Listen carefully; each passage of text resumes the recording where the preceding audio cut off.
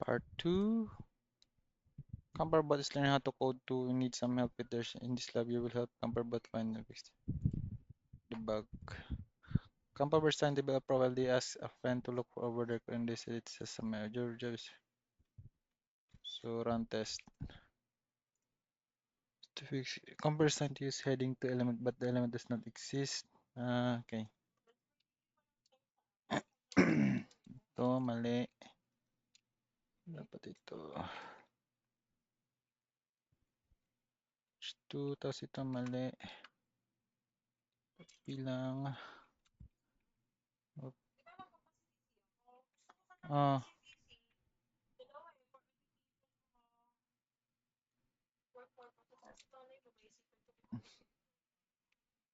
Ito naman, dapat ito. Oh, pwede na yan. Control Enter.